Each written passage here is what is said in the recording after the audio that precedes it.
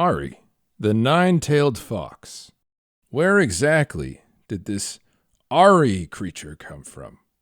I'm not so sure even she could tell you. We do know that she's always wearing a couple gemstones she's had all her life, and that she's Vestayan. First thing she remembers is running with a pack of ice foxes way up north in Shanzan. Obviously, she knew she wasn't exactly one of them, but they took her in as one of her own. I'd wager her ears and foxy tails had something to do with it. Way out in those woods, Ahri felt she belonged, felt a connection. It wasn't just surface level. She felt special and came to learn it was because she was, in fact, Vestayan. And because she was Vestayan, that meant she could pull off spirit magic.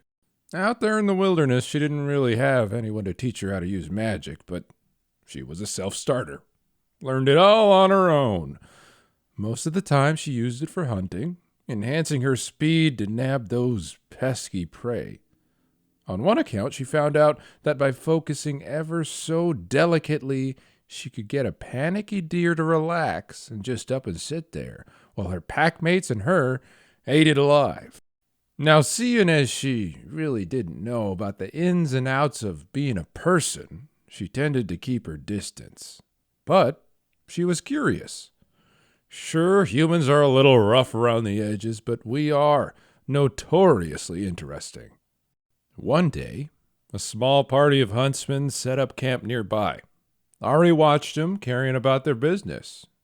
As she looked on in curiosity, one of them was struck by a wayward arrow. He was in bad shape. Wasn't going to make it. She went up to him, took in his spirit's essence as he was fading away. As this was all happening, she was able to see small bits of his life story. His lover, slain in battle. His kids he left behind to go north. And he was scared. Rightfully so. But you gotta remember, Ahri's magical. So she comforted him as he went. The last thing he saw was a beautiful sunny meadow before crossing to the other side. That experience changed her. She could now speak in human words, and with that, her time was over living amongst the pack. She was ready to rejoin us regular folk. There's a lot to society. Emotions, cultures, customs, especially when it comes to Ionia. And as she emerged from the wilds, curious as she could be, so too were the mortals that newly surrounded her. They were just as intrigued with her as she was of them, and she used that to her advantage. She charmed them with stories, taking them on dreamlike journeys of sorrow, longing, and unimaginable beauty. These tales were paid for in full. She drank in the sweet nectar of their life essence. Running amok, she grew drunk on these stolen memories. And she never felt more alive than when taking the lives of those unfortunate enough to cross paths with the nine-tailed fox. She kept going, even though she could feel the grief she brought down on them in their final moments. It was her drug. She felt the whole spectrum of emotions that we feel, from heartbreak to elation.